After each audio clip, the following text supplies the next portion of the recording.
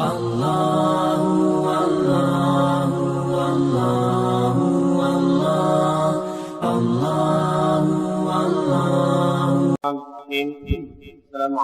warahmatullahi wabarakatuh.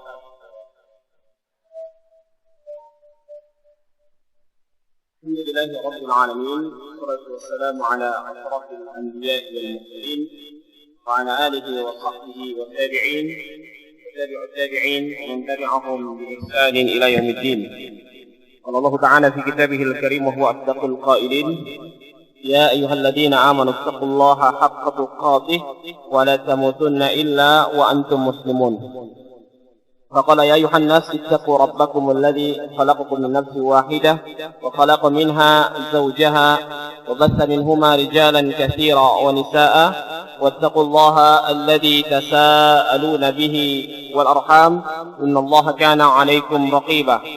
فقال أيضا يا أيها الذين آمنوا اتقوا الله وقولوا قولا سديدا يصلح لكم أعمالكم ويغفر لكم ذنوبكم ومن يطع الله ورسوله فقد فاز فوزا عظيما.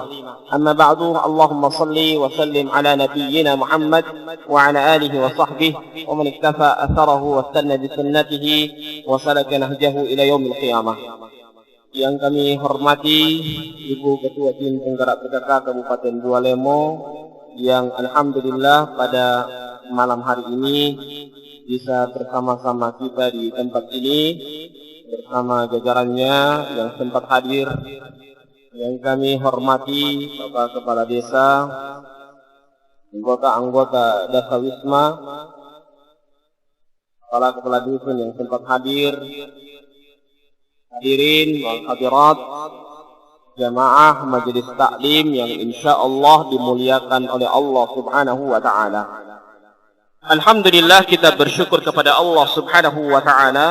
Pada malam hari ini kita duduk di tempat ini menghadiri majelis taklim yang alhamdulillah kita kedatangan dari tim penggerak PKK Kabupaten Bualemo. Dan ini alhamdulillah rutin, bukan hanya saja di Kecamatan Tilamuta, ya, bahkan di kecamatan-kecamatan yang lainnya pula, ya. Dan kita bersyukur, ya, di Kabupaten Bualemo ini, itu yang saya sering banggakan kalau di daerah-daerah lain, ya. Kabupaten Bualemo itu yang kita perlu syukuri, ramai dengan majelis taklim. Majelis taklim setiap subuh, ya. Kalau kemarin majelis taklimnya jam 7, setengah 8, sekarang sudah dimajukan. Habis subuh, ya. Besok ada subuh berjamaah lagi, GSB, gerakan subuh berjamaah plus majelis taklim setelahnya. Dan itu sudah rutin dilaksanakan. Alhamdulillah, kita diberikan oleh Allah Subhanahu wa Ta'ala satu kebahagiaan dengan hal yang demikian. Kalau seorang sudah rutin melaksanakan salat subuh, ya, atau misalnya satu daerah itu salat subuhnya sama dengan salat Jumatnya, maka berarti itu daerah itu sudah ada peningkatan yang sangat pesat. Itu yang perlu kita syukuri. Maka alhamdulillah kita sering kita menghadiri majelis taklim, dan bukan hanya sekedar kita menghadiri, kita dihadiri juga oleh para pembesar kita di Kabupaten Bualemo, termasuk ketua tim penggerak PKK, ya, kepala-kepala desa semuanya hadir, ya. Ini yang perlu kita syukuri bersama, supaya apa? Kalau kita menghadiri majelis taklim dihadiri oleh juga para pemimpin, ya, maka ini suatu tanda juga kemuliaan dari satu daerah itu pula. Kalau kita melihat di zaman Nabi Muhammad SAW, Nabi itu sangat sibuk. Beliau bukan hanya sekedar seorang ustadz, ya, seorang penyampai agama. Beliau juga seorang pemimpin. Bersamaan dengan itu, beliau juga mengurusi masalah agama. Bayangkan, orang yang sangat sibuk, sesibuk apapun beliau juga mampu mengurus agama, ya. Beliau juga mengurusi agama. Itulah keistimewaan yang diberikan kepada Nabi Muhammad SAW. Maka alhamdulillah juga kita di Kabupaten Bualemo mengadakan hal yang demikian. Dan majelis ta'lim ini, kalau kita melihat, ini majelis yang termasuk taman-taman surga. Kata Nabi Muhammad SAW dalam sebuah hadisnya, "Idza marartum rawdatun min riyadil jannah farta'u." Apabila kalian melewati di antara taman-taman surga, maka singgahlah. Para sahabat Nabi Muhammad SAW bertanya kepada Rasulullah, "Ya Rasulullah, ma riyadul jannah?" Wahai Rasulullah, apa itu taman surga? Kemudian kata Nabi Muhammad SAW adalah majalisul ilmi, halaqatul dzikr. Majelis ilmu, ya, majelis taklim yang kita laksanakan selama ini. Jadi kalau kita ingin mengetahui surga, kalau sudah masuk taman surga, berarti tidak jauh lagi surga itu dari kita.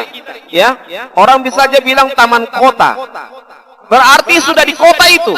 Ya, begitu juga taman surga, berarti sudah mendekati surga kita kalau begitu. Jadi kalau kita rajin datang di majelis taklim, berarti kita sudah tidak jauh lagi dari surga. Maka oleh sebab itu kita harus banyak mengaktifkan hadir ke majelis taklim, karena dengan itulah kita akan diberikan kemuliaan oleh Allah Subhanahu wa taala.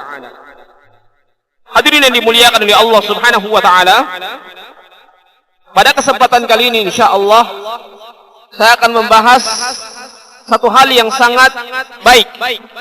Betapa pentingnya kita merendahkan diri. Wa minha tawadhu'u lil ikhwan. Di antara akhlak yang mulia adalah merendahkan diri kepada saudara-saudara kita. Wa tarkut takabburi alaihim, dan meninggalkan sombong, bangga diri. Ya, ingat Bapak Ibu hadirin yang dimuliakan oleh Allah Subhanahu wa taala. Sombong itu sifatnya iblis. Sifatnya iblis itu kesombongan. Ya, kalau kita merasa ana khairum minhu, saya lebih baik dari dia, itu adalah perkataan iblis. Bagaimana iblis ketika Allah Subhanahu wa taala memerintahkan kepada malaikat untuk sujud kepada Adam, kata Allah Subhanahu wa taala, "Wa idz qulna lil malaikati isjudu li Adam fasajadu illa iblis aba wastakbar wa kana minal kafirin." Kata Allah Subhanahu wa taala, ketika kami memerintahkan kepada malaikat untuk sujud kepada Adam, malaikat semua sujud illa iblis, kecuali iblis. Bagaimana sifat iblis itu? Aba wastakbar. Ini sifat iblis. Yang pertama, dia enggan dan sombong. Wa kana minal kafirin. Dan iblis itu termasuk orang-orang yang kafir. Lihat, sifat iblis itu dua, enggan dan yang kedua sombong. Kalau sudah sombong, mengaku ana khairum minhu, saya lebih baik daripada dia, berarti jangan sampai ada sifat iblis pada diri kita. Bagaimana sifat iblis? Allah Subhanahu wa taala abadikan dalam Al-Qur'anul Karim sifat iblis tersebut. Iblis ini memerintahkan, memprotes kepada Allah Subhanahu wa taala, khalaqtani min nar wa khalaqtahu min tin. Ya, mengapa saya harus sujud kepada Adam? Adam itu diciptakan dari tanah, sedangkan saya diciptakan dari api. Ya, lihat sifat iblis. Hadirin yang dimuliakan oleh Allah Subhanahu wa taala, maka oleh sebab itu kesombongan hendaklah kita jauhkan dari diri kita. Hadirin yang dimuliakan oleh Allah Subhanahu wa taala, Rasulullah sallallahu alaihi wasallam bersabda dalam sebuah hadisnya, "Inna Allah azza wa jalla uhiya ilayya an tawadda hatta la yafkhar ahadun ala ahadin." Rasulullah SAW bersabda, sesungguhnya Allah Subhanahu wa taala mewahyukan kepada saya, di antara wahyunya adalah tawadda hatta la yafkhar, hendaklah kamu merendahkan diri. Jangan sampai kamu itu merasa sombong, merasa tinggi salah seorang kepada salah seorang yang lainnya. Jadi tidak boleh kita merasa tinggi, ya, merasa ada yang dia ketahui. Kadang orang sombong itu dengan berbagai macam hal. Pertama, dia sombong dengan ilmunya, ya, ana khairum minhu, ya. Jadi khairum minhu itu dari beberapa sisi. Dia merasa sombong dari sisi ilmunya. Ada orang yang sombong karena sisi hartanya, berbagai macam yang dia miliki, ya. Dan ada orang yang sombong juga karena dia sudah memiliki berbagai macam yang dia miliki, ya. Maka hadirin yang dimuliakan oleh Allah Subhanahu wa taala, kesombongan ini adalah sifat yang dilarang oleh Allah Subhanahu wa taala. Allah Subhanahu wa taala berfirman dalam Al-Qur'anul Karim, "Innallaha la yuhibbu kulla mukhtalin fakhur." Ya, dalam sebelumnya ayat Allah Subhanahu wa taala Allah berfirman, "Wala tamshi fil ardi maraha." Janganlah kalian berjalan di muka bumi ini dalam keadaan sombong. Innallaha la yuhibbu kulla mukhtalin fakhur. Sesungguhnya Allah Subhanahu wa taala tidak mencintai, tidak menyukai orang-orang yang sombong lagi membanggakan dirinya. Iya. Kadang orang ya busung dada, ya. Ha anadza, inilah saya, ya. Padahal justru hal itulah kalau dia dalam kebenaran, dalam posisi kebenaran tidak apa-apa. Dia tegas. Itu tidak apa-apa, ya. Tetapi kalau dia dalam posisi salah, kemudian dia merasa lagi benar, ini yang masalah, ya. Ini yang masalah. Hadirin yang dimuliakan oleh Allah Subhanahu wa taala, berkata Al-Mubarrid, "An-ni'matul lati la yahsudu sahibuha 'alaiha at-tawadhu." Imam Al-Mubarrid mengatakan kenikmatan yang pemiliknya itu tidak dihasadi, tidak ada hasad, yaitu orang yang merendahkan diri. Ya, tidak mungkin orang yang hasad kepada orang yang merendahkan diri. Tidak mungkin. Kalau orang yang sombong, pasti orang hasad kepadanya, orang dengki kepadanya, punya penyakit hati kepadanya. Karena apa? Karena dia sombong. Tetapi kalau dia adalah orang yang baik, orang yang merendahkan diri, ya, bagaikan padi, semakin berisi semakin merunduk, ya. Jangan semakin berisi semakin mengelo, ya. Semakin berisi semakin merunduk, ya. Ya. Orang bilang, "Ustadz, yang perlu itu performance." Ya. Saya tanya, apa itu performance? Performance itu artinya promenge. Ya, apa? Style maksudnya. Hadirin yang dimuliakan oleh Allah Subhanahu wa taala, performance itu artinya penampilan. Yang penting itu penampilan Ustaz, ya. Jadi orang melesetkan. Performance artinya promenge. Hadirin yang dimuliakan oleh Allah Subhanahu wa taala, maka kesombongan itu suatu hal yang sangat-sangat terlarang dalam Islam. Lihat, Allah mencela, lihat bagaimana Qarun. Dia adalah orang yang memiliki harta yang sangat banyak. Bersamaan dengan itu, Allah tenggelamkan dia dengan hartanya. Bagaimana dengan Firaun? Sampai-sampai dia sombong, mengaku dia adalah Tuhan. Ana rabbukumul a'la. Saya adalah Tuhan yang paling tinggi. Tapi Allah Subhanahu wa taala tenggelamkan dia, ya, lewat perantara Nabi Musa alaihi salam, ya. Itu karena apa? Karena kesombongan. Bagaimana kesombongannya Nabi Nuh, anaknya Nabi Nuh alaihi salam? Sombong ketika ayahnya memanggil kepada Kan'an pada saat itu untuk naik ke perahu. "Ya bunayya irkam ma'ana wa la takum minal kafirin." Wahai anakku, hendaklah kamu naik ke atas perahu. Jangan sampai kamu menjadi orang kafir. Apa kata anaknya tersebut? "Sa'awi ilal jabal ya'simuni minal ma." Saya akan naik ke atas gunung, saya akan tercegah dari air. Tapi karena kesombongan, dia mencegah, dia menantang ayahnya sendiri yang itu merupakan utusan Allah Subhanahu wa taala, maka dia ditenggelamkan oleh Allah Subhanahu wa taala. Itu karena apa? Karena kesombongan. Ya, oleh sebab itu Nabi kita yang mulia sallallahu alaihi wasallam bersabda dalam sebuah hadisnya, "Wa ma tawadha'a lillahi illa rafa'ah." Tidaklah seseorang itu merendahkan diri kecuali akan diangkat oleh Allah Subhanahu wa taala. Jadi kalau orang merendahkan diri, ya, lihat bagaimana Rasulullah sallallahu alaihi wasallam. Siapa yang sudah apa lagi yang tidak dimiliki oleh Nabi? Beliau seorang ustaz, ya, seorang penyampai risalah. Beliau seorang pemimpin. Beliau orang yang punya harta. Bayangkan saja, Khadijah itu punya harta yang banyak, ya. Beliau punya istri yang banyak, ya. Bersama sudah lengkap semuanya. Beliau punya kekuatan yang sangat banyak. Bersamaan dengan itu, beliau tidak pernah sombong kepada orang lain. Maka pantaslah kita sebagai seorang muslim menjadikan qudwah kita, suri tauladan kita adalah Nabi kita yang mulia sallallahu alaihi wasallam. Hadirin yang dimuliakan oleh Allah Subhanahu wa taala, maka kalau kita senantiasa mengikuti Nabi kita yang mulia sallallahu alaihi wasallam, maka di antara akhlak yang mulia yang dimiliki oleh Nabi kita yang mulia sallallahu alaihi wasallam adalah beliau memiliki sifat rendah diri.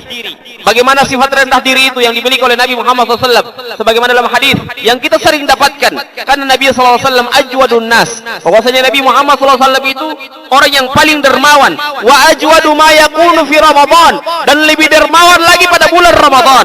Bayangkan orang yang paling dermawan di muka bumi ini.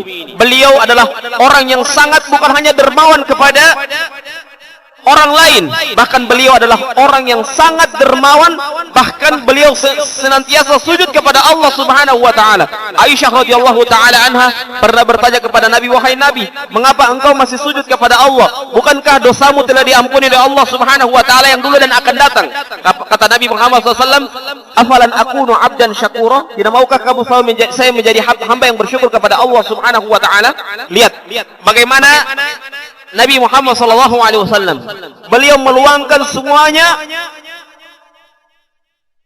semua yang dia miliki, baik itu kekuatan, baik itu harta, baik itu semuanya, dia kerahkan hanya untuk Allah Subhanahu wa taala, dan beliau tidak pernah sombong kepada orang lain. Hadirin yang dimuliakan oleh Allah Subhanahu wa taala. Kemudian kata Mubarrid, wal bala'u alladzi la yurhamu sahibuhu al-ujub. Dan ujian, bala yang seseorang itu, pemiliknya itu tidak dicintai oleh Allah adalah sifat bangga diri. Hati-hati, kalau orang yang sudah merasa bangga diri, kalau sudah bangga diri, dia merasa sok benar, sok suci, ya, ini bahaya.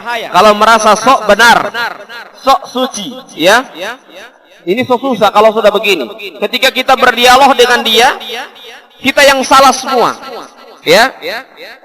Ketika kita berdialog dengan dia, kita yang salah semuanya. Kalau orang merasa sok benar, sok suci, itu yang bahaya. Kalau kita belum merasa orang yang sok suci, sok benar, kalau kebenaran dia ikuti, kalau salah dia mengaku salah, itulah orang yang sangat baik, ya. Karena orang kadang kalau dia sudah merasa benar, apapun yang dia dapatkan, apapun yang dia miliki, ya, dia akan merasa benar semuanya. Maka harus kita memperhatikan, mengikhlaskan diri kita untuk Allah Subhanahu wa taala agar kita tidak mendapatkan akhlak yang demikian. Hadirin yang dimuliakan oleh Allah Subhanahu wa taala. Kemudian di antara adab yang mulia, sebagaimana kata Ibnul Hasan Al-Warraq, wa sa'ala Aba Utsman an suhbati. Abu Utsman ditanya tentang sahabat. Yang pertama adalah bersahabat atau karena Allah Subhanahu wa taala. Beradab kepada Allah Subhanahu wa taala. Ketika kita beradab karena Allah, berarti ada konsekuensi-konsekuensi yang harus kita lakukan. Ya, kita datang ke majelis taklim seperti ini, ya. Kita datang ke majelis taklim seperti ini bukan hanya sekedar kita datang begitu saja, ya. Tapi kita datang di majelis taklim setelah kita mendengarkan apa yang disampaikan oleh ustadz, ya, apa yang disampaikan oleh para penceramah. Kita amalkan dalam kehidupan kita sehari-hari. Itu yang harus kita perhatikan. Jangan sampai pada saat kita di hari hisab nanti cuman telinga yang masuk surga, ya, karena cuman telinga yang senang, ya, yang lain masuk neraka. Karena apa? Karena cuman telinga yang dapat dengar baik, yang mendapatkan nikmat yang baik. Oh, apalagi sudah jadi bahan pembicaraan di luar. Oh, yang disampaikan oleh ustaz itu bagus, ya. Tapi ketika dia keluar, dia tidak amalkan, hanya sekedar jadi bahan lelucon. Apalagi yang diambil dari ustaznya itu cuma bahan tertawaannya saja, ya. Maka ini yang harus kita putar cara kita beragama. Ketika apa yang disampaikan oleh ustaz tersebut kita berusaha untuk amalkan pada kehidupan kita sehari-hari. Itu adab kepada Allah Subhanahu wa taala.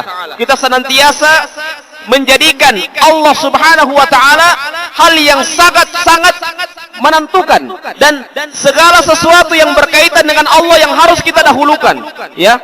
Saya ketika melihat program ASN beramal itu, saya sangat bersyukur sekali, ya. Beberapa poin, misalnya salat subuh berjamaah. Ini hal yang sangat berat, karena yang berat itu untuk orang munafik itu dua, salat isya dan salat subuh. Itu yang berat bagi orang yang munafik, ya. Maka kalau digerakkan subuh berjamaah, ini sangat bagus, ya. Hilanglah kemunafikan.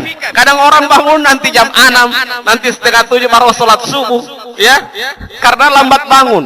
Tapi kalau sudah subuh berjamaah dan itu sudah rutin, insya Allah, ya, orang kalau sudah terbiasa bangun subuh, dia akan merasa ada hilang dari dirinya ketika dia lambat bangun subuh, ya. Ada hal yang kurang dari dirinya ketika dia bangun subuh. Bahkan tidak sedikit orang yang terlambat sholat subuh, dia menangis dirinya mengapa dia terlambat bangun subuh. Di antara sebabnya sebagaimana dijelaskan oleh para ulama kita bahwasanya orang itu melakukan dosa sehingga dia tidak bisa melaksanakan subuh pada tepat waktunya. Hadirin yang dimuliakan oleh Allah Subhanahu wa taala, maka kita bersyukur, ya, kalau kita melihat, ya, di program ASN beramal itu, ASN disudahkan untuk puasa Senin Kamis, ya, itu bagus, ya, Masya Allah. Kalau saya lihat di beberapa pejabat, ya, di beberapa pejabat di tingkat atas, hanya beberapa orang yang saya tahu yang sering puasa Senin Kamis, ya, dan itu rutin mereka laksanakan. Dan itu yang harus kita syukuri kalau di Bualemo sudah mulai diterapkan dengan hal yang demikian. Puasa Senin Kamis, kemudian bersedekah dengan seblek beras, iya. Itulah kita jangan sampai bakhil, ya. Bakhil ini berat, ya, harus dipaksakan. Orang yang malas itu, malas sholat subuh itu memang harus dipaksakan. Dan memang kalau dia orang yang malas itu, yang memaksakan itu harusnya memang pemimpin seperti ini, ya. Sehingga ketika hal itu dipaksakan, ya, sudah ditegakkan seperti Nabi. Nabi menegakkan kepada orang-orang yang tidak mau sholat subuh, ya. Bahkan Abu Bakar itu mau membakar rumah seseorang yang tidak mau melaksanakan sholat subuh, sholat berjamaah di masjid, ya. Itu lihat bagaimana sifatnya para sahabat Nabi Muhammad SAW, Rasulullah dan para sahabatnya, ya. Mereka tegas dengan orang yang tidak menegakkan hak Allah Subhanahu wa taala. Hadirin yang dimuliakan oleh Allah Subhanahu wa taala, maka kita senantiasa mendahulukan hak Allah di atas hak yang lainnya. Kemudian kata Syekh rahimahullah taala, wa ma'ar rasul, kita beradab juga kepada Rasulullah sallallahu alaihi wasallam. Jadi kita beradab kepada Rasulullah sallallahu alaihi wasallam. Bagaimana adab kita kepada Rasul, ya, yang harus kita tegakkan. Kita senantiasa melaksanakan sholat sunnah, kita melaksanakan juga puasa Senin Kamis, ya, kita melaksanakan juga hal-hal yang berkaitan dengan sunnah-sunnah yang lainnya, yang itu juga merupakan tuntunan Nabi Muhammad SAW, yang dengan hal itulah kita akan mendapatkan surganya Allah Subhanahu wa taala. Kata Nabi Muhammad SAW dalam hadisnya yang diriwayatkan oleh Imam Bukhari dan Muslim dari sahabat Abu Hurairah radhiyallahu taala anhu, kullu ummati yadkhuluna al-jannata illa man aba. Setiap umatku, seluruh umatku akan masuk surga kecuali orang-orang enggan. Para sahabat Nabi Muhammad SAW bertanya kepada Rasulullah, ya Rasulullah, man ya'ba ya Rasulullah? Siapakah orang-orang enggan tersebut? Kata Nabi Muhammad SAW, man ata'ani dakhala al-jannah wa man asani faqad aba. Barang siapa yang taat kepadaku, maka dia akan masuk surga, dan barang siapa yang bermaksiat kepadaku, itulah orang-orang yang enggan. Hadirin yang dimuliakan oleh Allah Subhanahu wa taala, itulah orang-orang yang mengikuti sunnah Nabi, dia akan mendapatkan surga, ya. Man ata'ani dakhalal jannah. Barang siapa yang taat kepadaku, kata Nabi, maka dia akan masuk surga.